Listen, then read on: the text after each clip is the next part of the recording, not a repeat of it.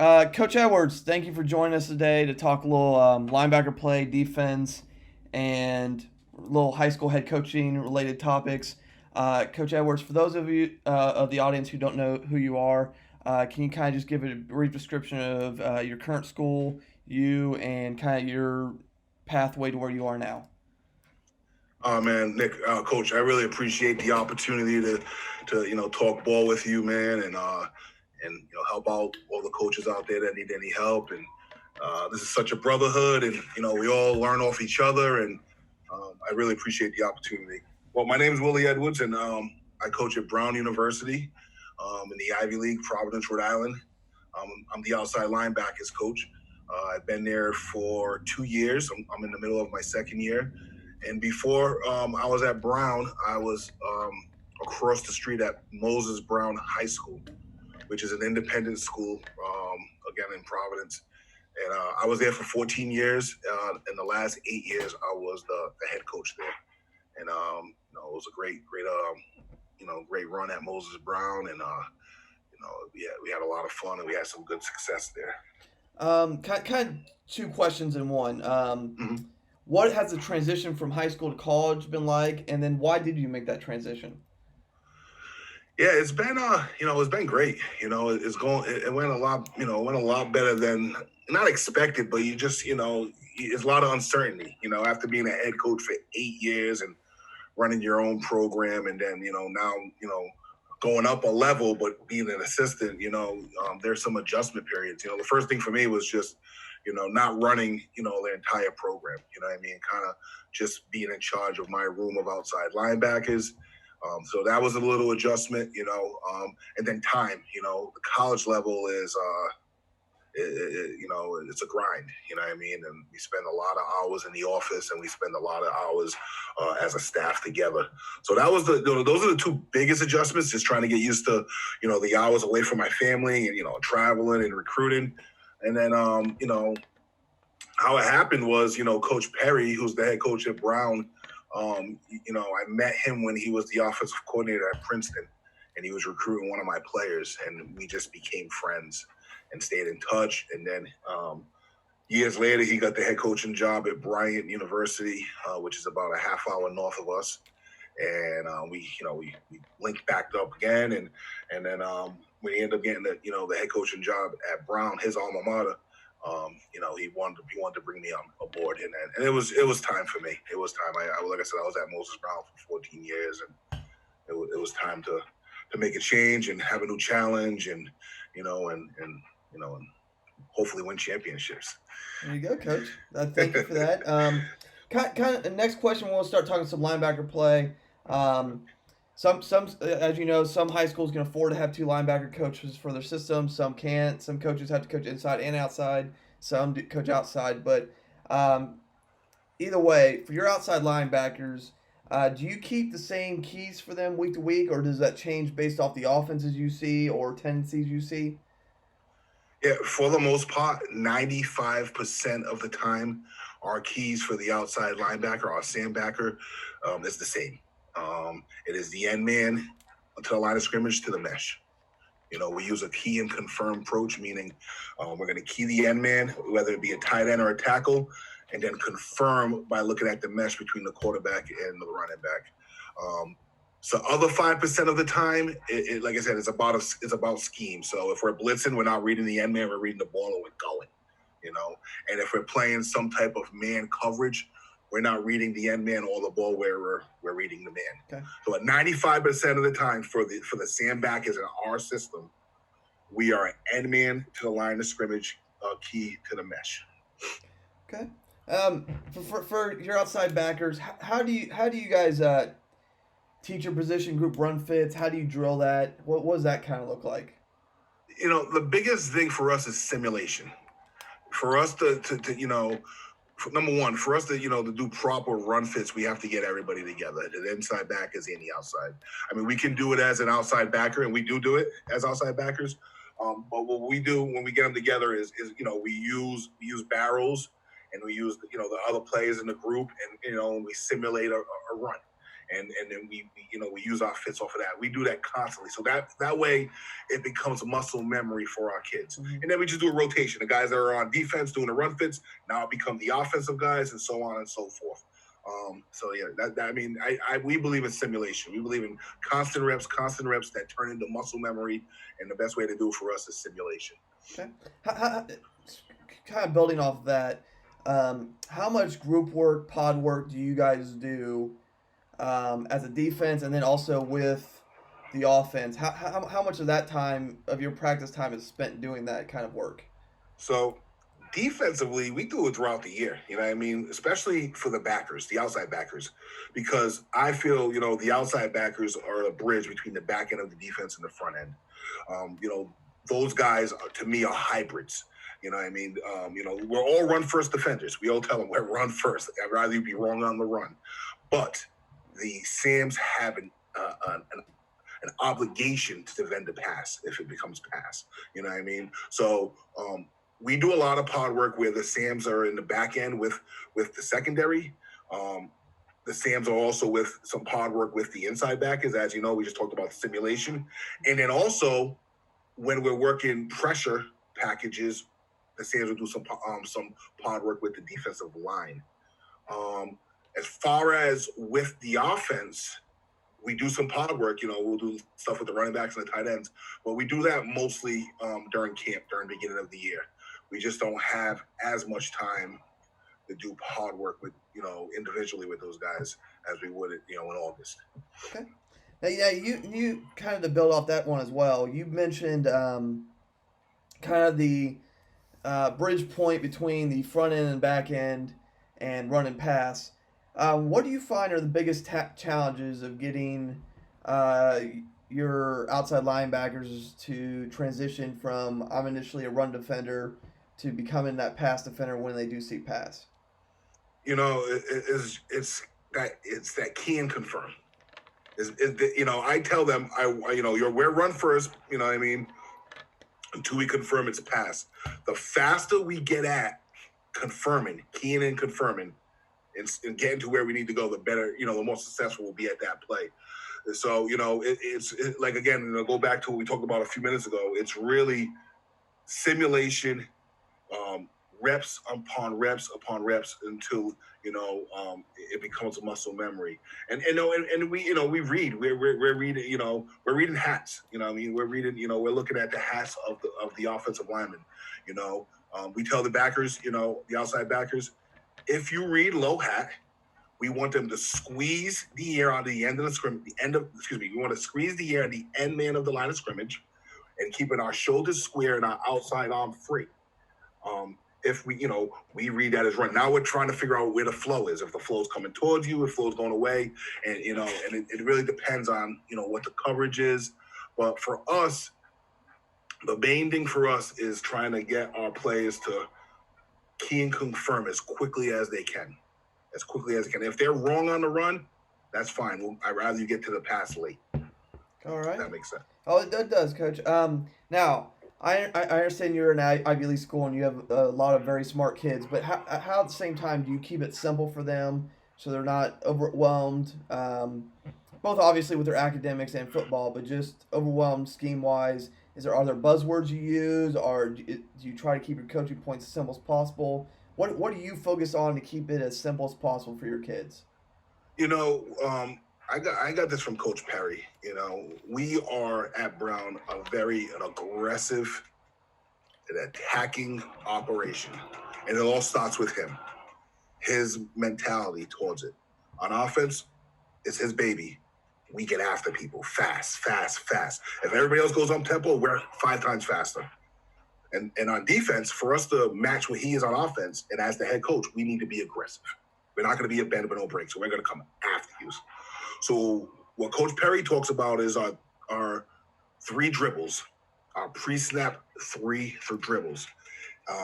And the analogy he uses is the basketball player at the free throw line. Before he takes his free throw shot, he spins the ball twice, takes 3 dribbles, and he shoots it. Well, for us, our 3 dribbles is, for the outside backers, alignment, key, responsibility. So so this allows our kids to play simple and play fast. What's our alignment for the outside back? It's to the field and to the width of number 2 if he's attached or detached to the line of scrimmage. Okay. What's our key? Okay, and we just talked about that. It's the end man to the line of scrimmage to the mesh for the most part. And then our responsibility depends on what coverage we're in. If we're in cover 2, what our fit is, because it's different because we have a corner that's, forcing everything in. If it's cover 4, if we're an alley runner. So for our kids to play as fast as they possibly can, we need repetition. And repetition is what's your pre-snap 3 dribbles. And, again, alignment, key, responsibility. And that's what allows us to keep it simple, let our kids play fast, have them, they don't think, and they're just reacting. They're just running. We just sprint and run everywhere. That's one thing that, allows us to be very aggressive too, is we're just, the way our practices are set up, coach has it where they're short interval practices, but we're going crazy. Close to hour and 45 minutes to 2 hours. So to answer your question again, man, for us it's just about repetition. It's about having a routine, the 3 dribbles, and then we have a post snap 3 dribbles for our outside linebackers that they have to recognize as soon as the ball snapped. The post snap 3 dribbles, is it run? You know what I mean? Is it quick game or is it drop back? And then if it's run, you need to figure out whether the flow's coming towards you or it's going away and what your reaction is. If it's quick game, we don't want them dropping back, right? Because the quarterback's already back, the hand's coming off the front end. So for us, quick game, our kids are just mimicking the movement of the quarterback. That's what our backers are doing. And then obviously if it's drop back, then we're getting into our drops as backers. So we have a pre-step, 3 dribbles that allow us to play fast. And then we have a post-snap 3 dribbles. 3 things we need to think about right away. Awesome, Coach. Now, you mentioned alignment during that. How much does your alignment vary for certain formations as the season goes on? Obviously, you're going to make scheme adjustments, but how much does that truly vary for do your rules for alignment change throughout the season based off the teams you face? The way we play our defense, our outside backer is always to the field. Sam is always to the field, and we are lined based off of number 2. We're to the field off of number 2 all year long, no matter what. Does not change. If he's attached, he's a tight end on or off the line of scrimmage. We're 3x3, shoulder square, locked into the end man on the line of scrimmage. If he's detached, we're 90% to him at 5 yards, again, locked into the end man to the line of scrimmage. So to answer your question, it doesn't change from week to week unless we're playing a team that runs, a lot of junk formations. All right. Kind of next one, and this is something I've kind of gotten really interested in, is what coaches are watching during games. During the game, where are your eyes? Obviously, you're looking at your position group, but what else are you evaluating as the game is going on? So we all have responsibilities, during the game. This goes back. I forgot to mention this, to one of the things that I had to adjust going to the college level. I'm up top at Brown, where obviously at Moses Brown, I was the head coach, so I wasn't up top, so I was always on the field. So that was also an adjustment. So I'm up top in the booth, and my number one primary job is personnel. We call our defensive off of your personnel. What do you have in the game? Is it 11, 12, 10? And that becomes very tricky because teams are up-tempo. There's some really crafty teams that hide their skill guys behind people. It becomes, our DC can't make his call until I let him know what the personnel is. That's the first thing he asks for. So that's number one. That's pre-snap. Post-snap, my job is away from our bench. So the corner, the safety, the outside backer, the defensive end, the linebacker, away from our bench. And there's a guy, our secondary coach, that's on the field that has towards our bench. You know what I mean? So it switches, when we switch quarters, we go different ways. So I might have, it just depends what side of the field. But I have away from our bench. That's where my eyes are. I'm not really looking at my position. You know what I mean? We cannot be watching the game. You know what I mean? Like, we got to be coaching the game. I can't be following the ball like I'm watching it on TV. I got to give them the personnel, and then I have to watch the field away from our bench. All right, and continuing during the game. How do you and your staff communicate potential adjustments? How do you make adjustments? Do you what? I mean, how much during the game are you guys making adjustments? You know, the guys, we're giving them information up top, and our defensive coordinator his name's Tim Weaver. He does a fabulous job. We chart, obviously. You know what I mean? We chart, and he'll get his calls that, he called on certain downs, and we'll start, looking at what their top formations are and stuff like that, and we'll make adjustments off of that information right there. Done, could be done in the first half, could be done during the second half, but then, a lot of the primarily adjustments are done at halftime. If we make anything big, it'll be done there at halftime. But again, it's off of what we charted, off of what we're seeing, off of tendencies of what they're doing. It could be a matchup situation where, they're attacking something that we don't have an answer for. But, they're ongoing. They're ongoing. I mean, I've seen last year, us make an adjustment fairly early in the first quarter. You know what I mean? That, something that we weren't planning on doing, all week, and, something that we had in our toolbox that we could do. And, and we ended up doing for the rest of that game, just because, something that our opponent was doing. So it happens often, Coach. It happens often. Okay. I kind of want to move into game planning now, Coach. That's something I kind of thought of as we've gone on. What are the key things your staff looks for when game planning against opponent, and then what are you responsible for evaluating week to week? So, the main thing that we're looking for is the formations and plays that make that team comfortable. You know what I mean? Where, we look for key points, throughout the week or throughout their past games where they get into a jam or, they get into a scenario where they need something, and what play and what formation do they go to? You know what I mean? So we want to stop, or we want to defend their top formations, some of their top plays that they use often, and their go-tos. Those are two things we look for. During the week, I'm responsible for, as far as the scouting report, we all break up the scouting report, but I'm responsible for all jump formations, bunch, unbalanced, bunch, unbalanced, and empty. You know what I mean? Their top plays. Or their sprint out. Anything that gets them out of the pocket. Boot, naked, sprint, play action, their favorite play actions, and motions. Those are the schematic stuff that I'm in charge of for the scouting report. And then for player personnel wise, I break down the running back and the tight ends. That, their top 3 running backs and tight ends. Okay. To kind of continue with game planning, like during the off season, what does that look like for you guys? Are you guys doing like a full re-eval of everybody that's on your schedule? Are you already looking at how far back does that go? Is it just games from the past year? Is it games since those coaches have been there? What does that look like in the off season for you guys? Yeah, for this year, what we did was, I could just speak on this year, is we watched, we went back and watched all our games, and we made cut-ups, of the plays that we wanted, and, we went back and, we looked at what worked for us. We kind of ran a SWOT analysis, what our strengths, weaknesses, opportunities, and threats were, and we revamped some stuff. We took out some stuff that we thought worked, some, that didn't work. We added some stuff that we think would be favorable for our personnel. And then we had some visitors come over. We had some former coaches, because, the guys that I work with, been in the game for so long, they're connected. We had a former DC from another college come over and clinic with us. And we had there was a D3 school, a really good D3 school that came up, their staff and clinic with us as a defense.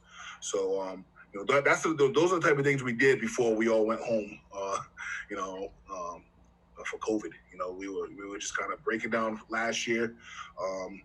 We were, getting with other coaches, and then we were getting ready for spring ball. We were getting ready to have spring ball with our kids, and then the plug got pulled.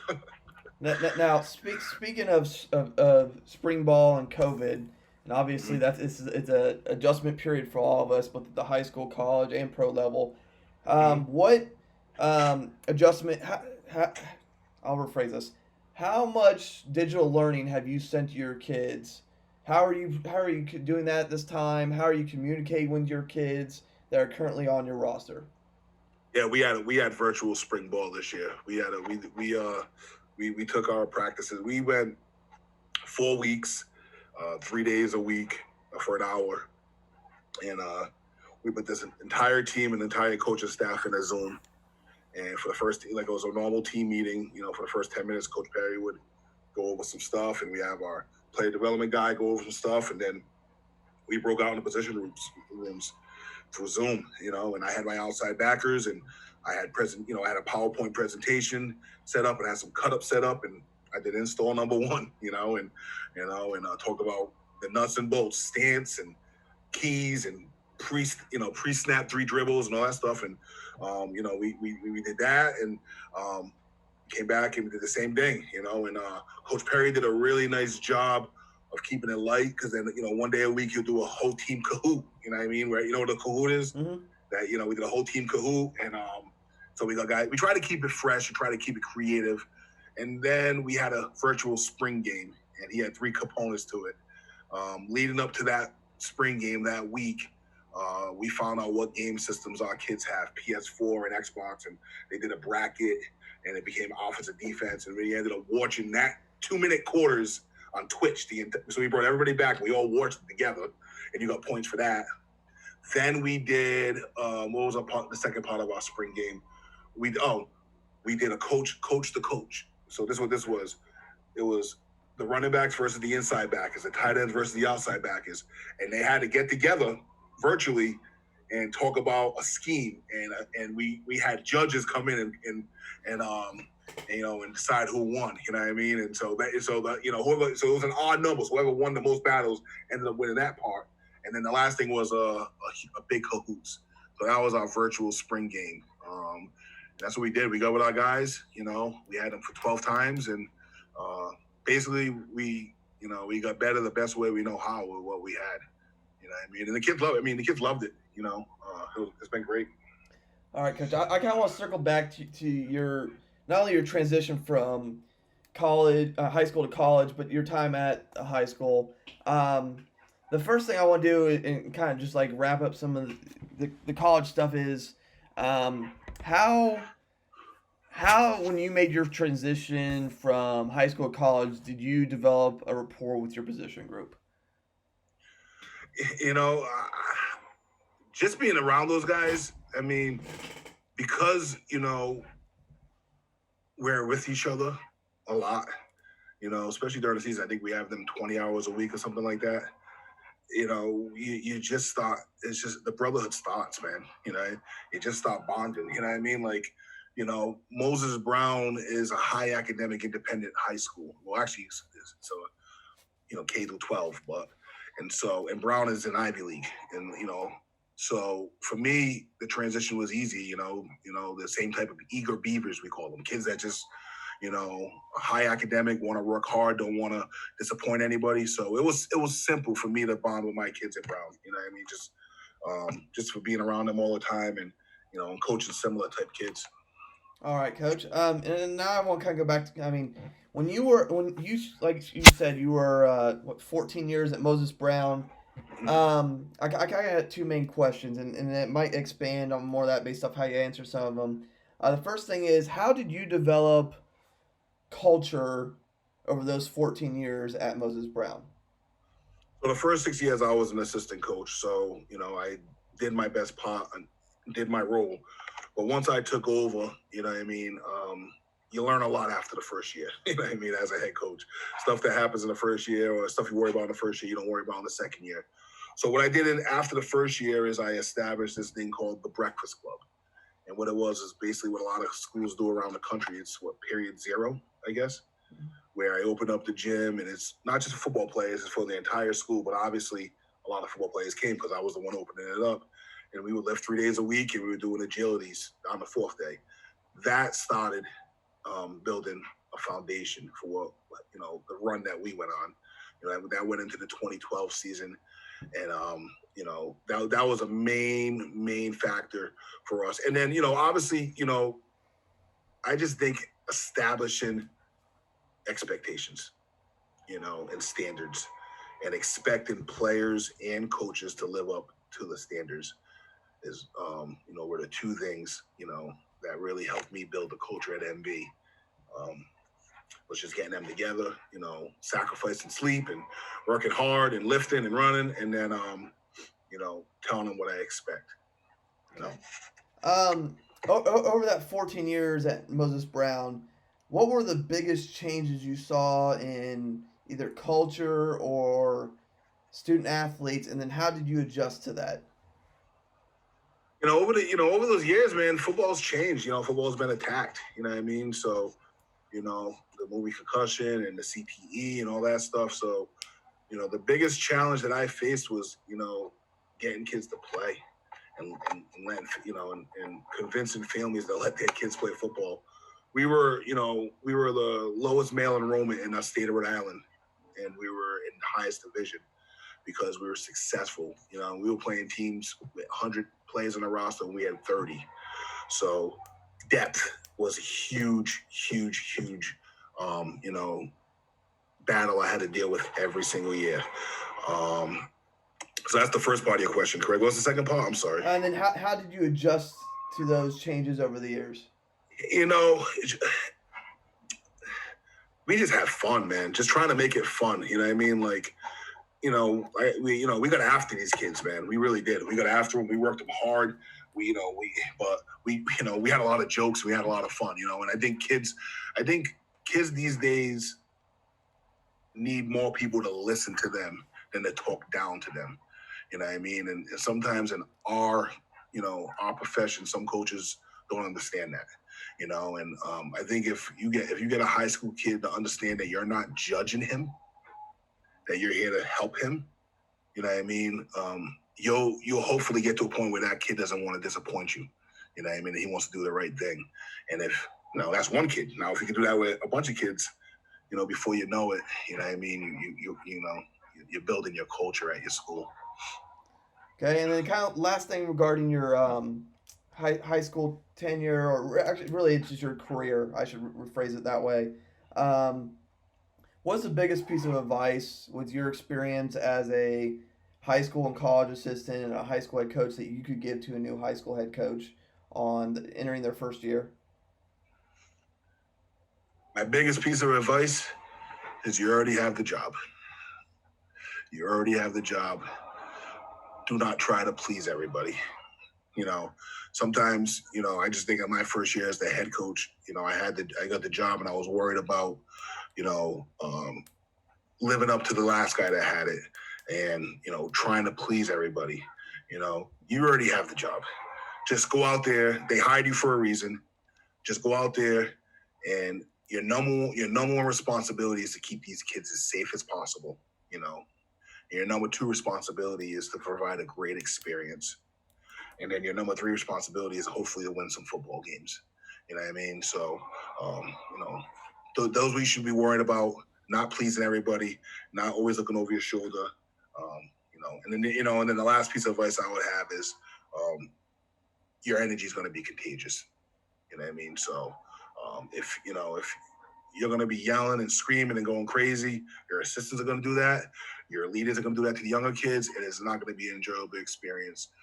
Your energy needs to be a certain way that, that you want your team to be reflected. So, so saying that, all eyes are on you as as a first-time head coach. When you think no one's looking, they're really looking, So awesome, Coach. That's my best advice I think I can give those guys. Awesome. Thank you, Coach. And then, like I said, the last question I have for you, which I kind of gave you a heads up on, is how do you and your staff build staff unity, obviously as a whole staff, but also as a defensive staff? And then how have you guys worked to get on the same page as a defensive staff? So as a whole staff, Coach Perry does a great job providing opportunities for not only us but for our families to get together. In season, we do I think it's in season on the weekends that we have home games. That Sunday, we have our family come in because we're working all day Sunday, getting ready. So we'll have our families come in for family dinner, and Coach Perry caters it, and our families come in and we eat and hang out for about an hour and a half. And that's an awesome way for our families to get to know each other. stuff like that. So he does a nice job for that. We get together and have dinner or some beers, stuff like that. So as a staff, I feel Coach does a really that's his responsibility. He does a really good job with that. As a defensive side of the ball, Coach Weaver, our D coordinator, also does a great side of it, and he does it just by his personality.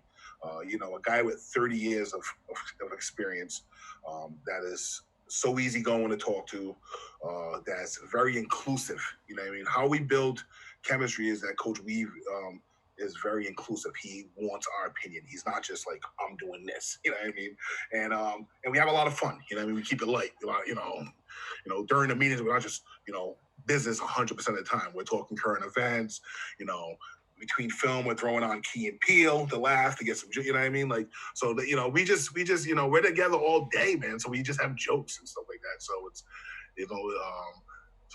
I think, like I said, at a team level, Coach Perry does a fabulous job keeping the staff together and on the same page. And then, at the defensive level, everything's, transparent and inclusive. Coach Weaver does a really good job, just, wanting all of us to, to pitch in on the whole thing,